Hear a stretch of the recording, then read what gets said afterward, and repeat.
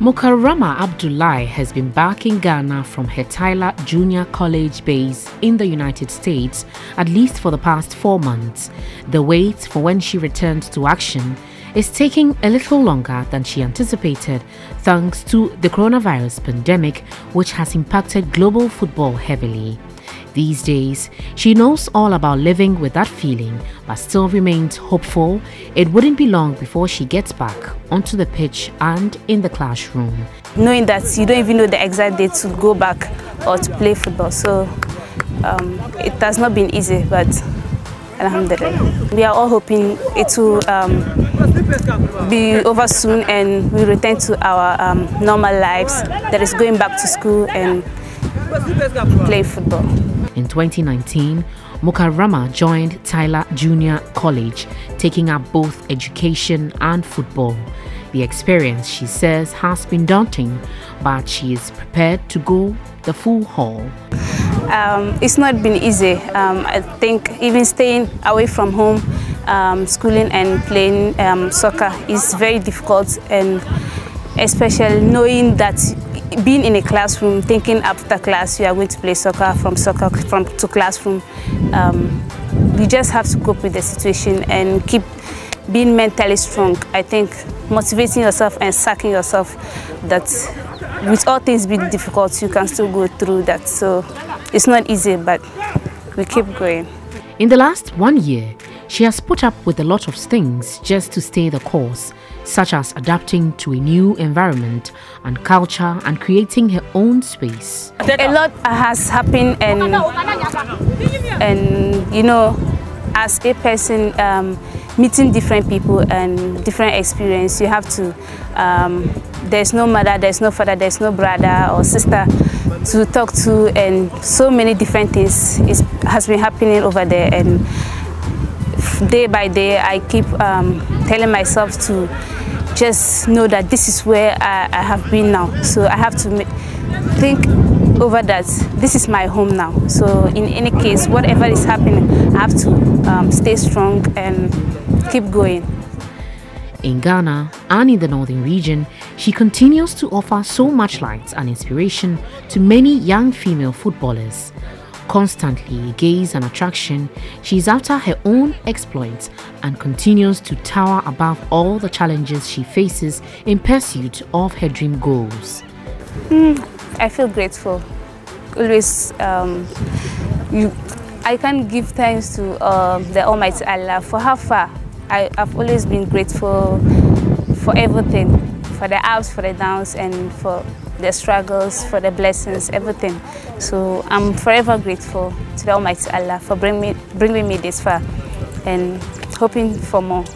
The setbacks she has dealt with, she says, have built in her strong will to do more.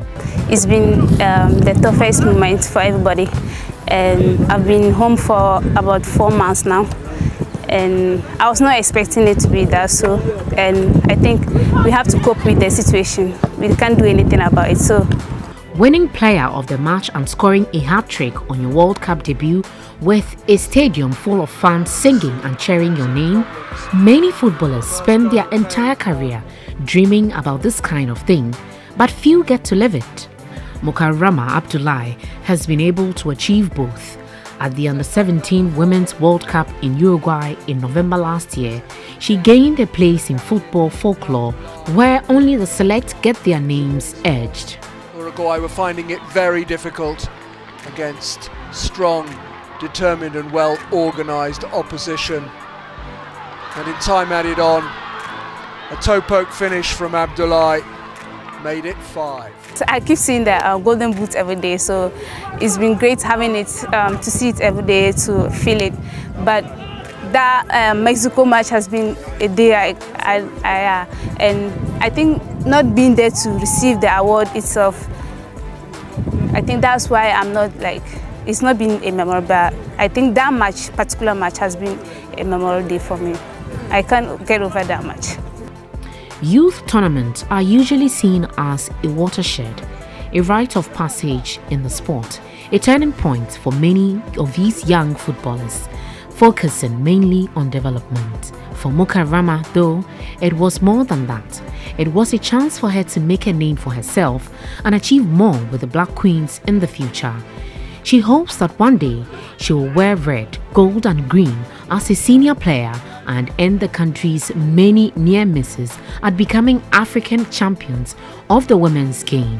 The Black Queens, they are the senior side, and from the Black Maidens, Black Princesses, every player wants to go through that stage to the Black Queens, and it's been a good experience being with them. They have a good coach and she's been amazing with the players, relationship with the players and in the field and outside the field. So from Black Princesses going to the Black Queens, I really have a good sense of me, like we are going to do well if we, the players, are really dreaming of getting something for the Black Queens. I think growing up, I've not heard the Black Queens have taken anything like maybe a cup or something like that. So it's my dream to be part of the Black Queens, to take something like that for the country. The last of 8 children, Abdulai grew up in Zubeli, a suburb of Tamale.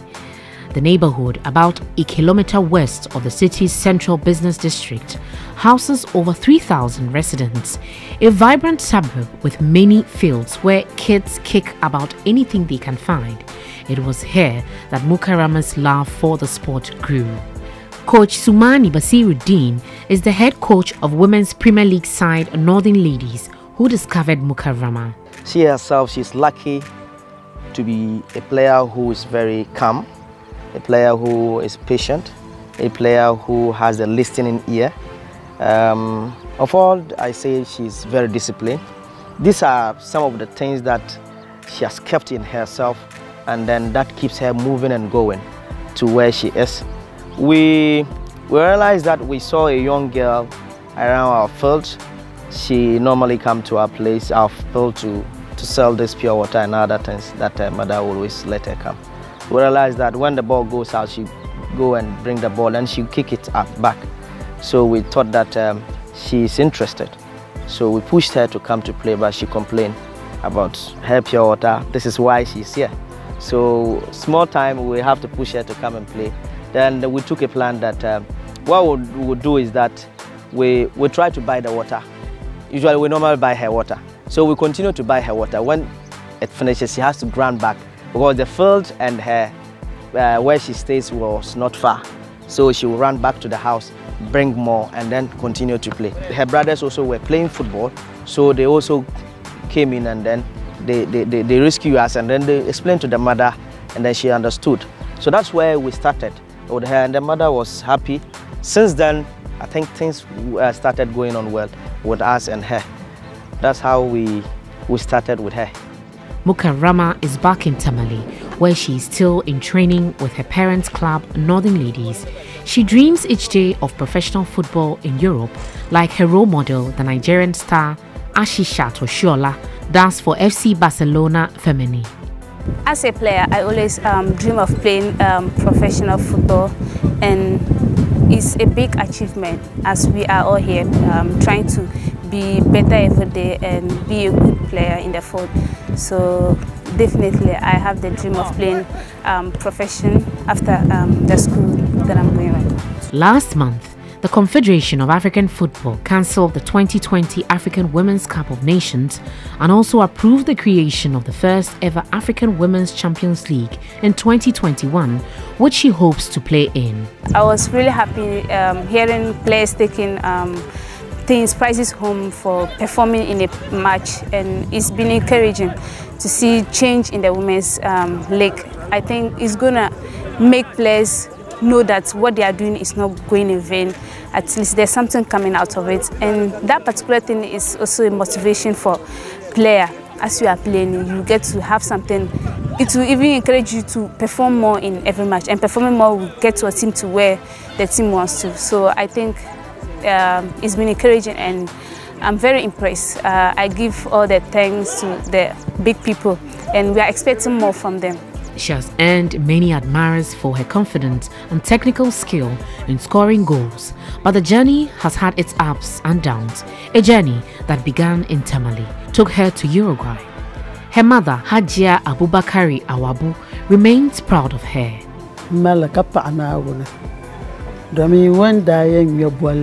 She is very happy. The achievement her daughter has actually attained at this particular moment. But it all started when one of her teachers brought her to the house. There were two girls that the teacher brought to the house. The teacher is called Mr. Rashid, and he had identified the talent in Mukarama, and so thought that no, it is good that they push her forward. And so before that, they must actually inform the parents. So they brought Mukarama home, and then, well, she indicated that when it comes to school, the teachers have the responsibilities more than the parents. And so if she thinks that it is best for her child, then there is no problem with that.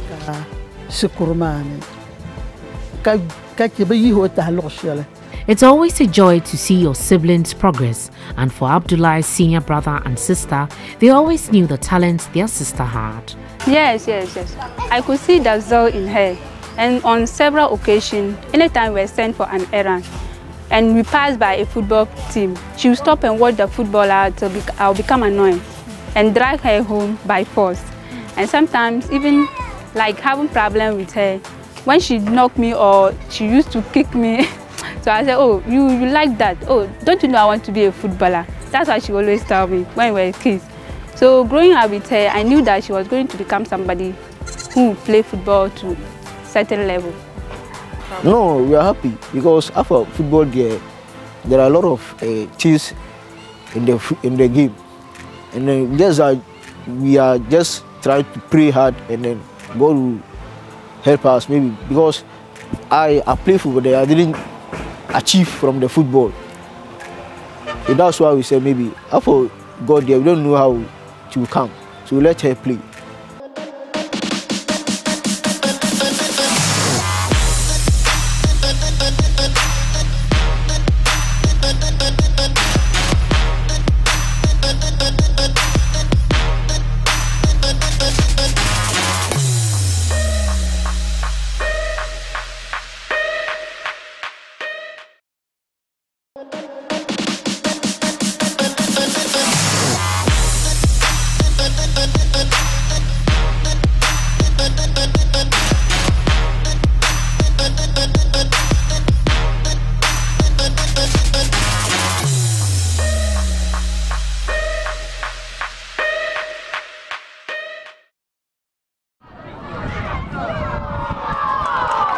Women football in Ghana has seen tremendous improvement in recent years and is getting the recognition and patronage it deserves, particularly the 2019-2020 season.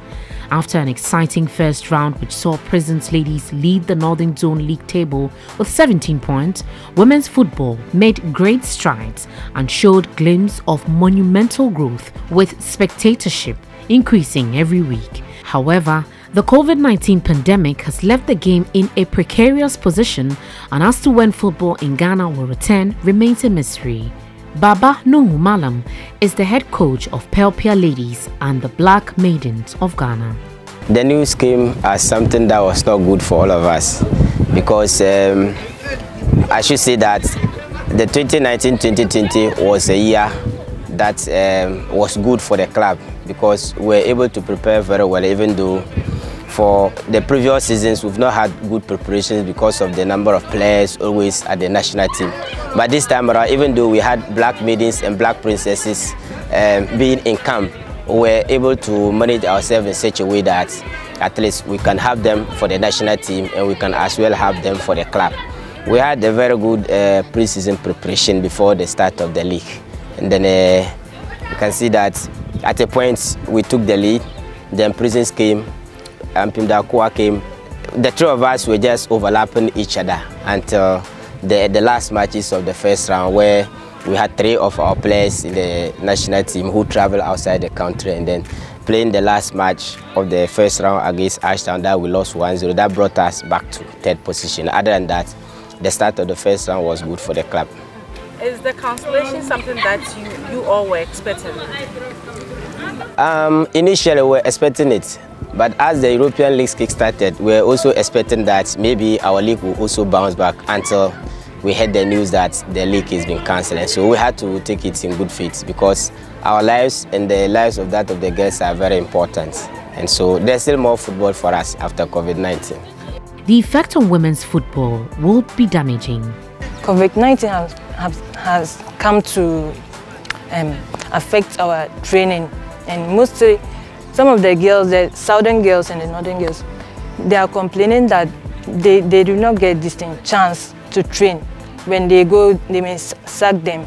And here we are just managing with Coach Babano MALLAM and be doing some small training.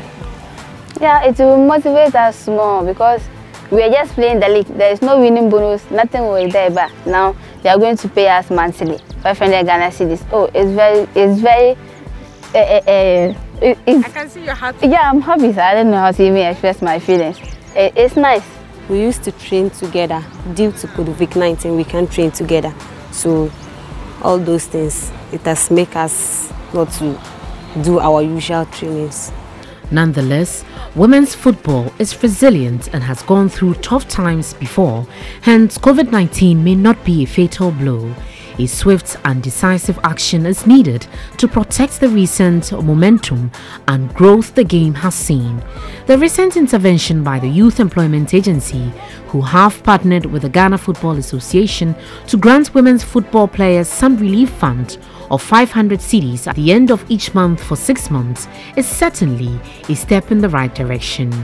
Yeah, first of all, I would want to say a big thank you to the government, the YE, and then our ABDUL FA President and Executive Council for trying their best to get us this package. I think it is a very big relief to us as women football. Normally, it is very hectic for us to even get certain things to at least make these girls look as we wanted them to.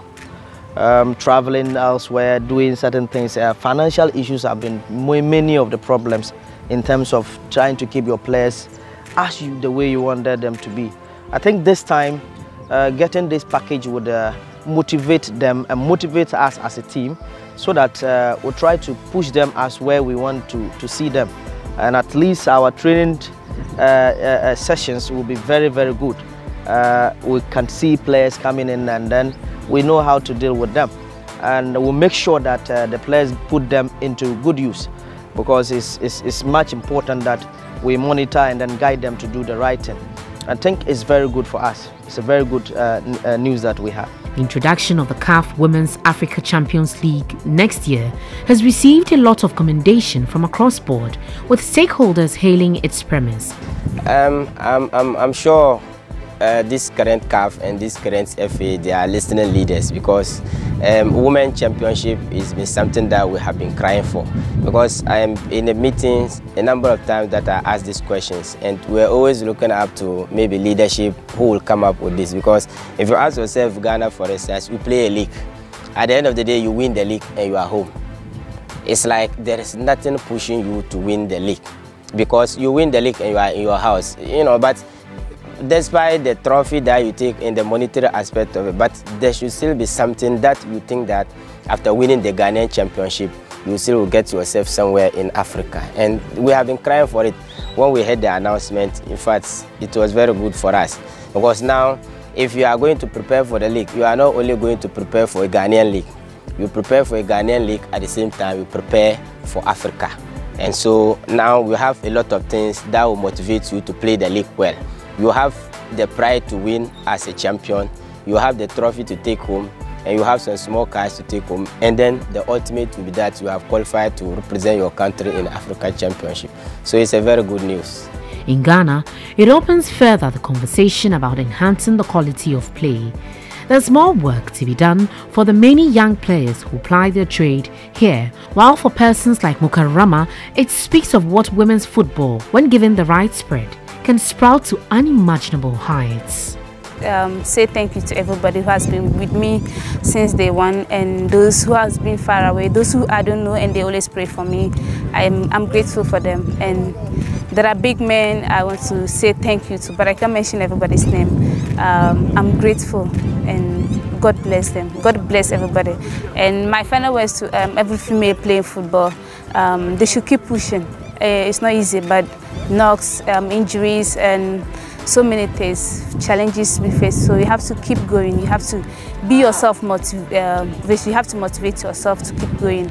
Some people are there, they wait for other people to motivate them, to give them the courage to keep going. But no, you have to make yourself that. You have to always keep going. They should never give up. It's going to be fine. Thank you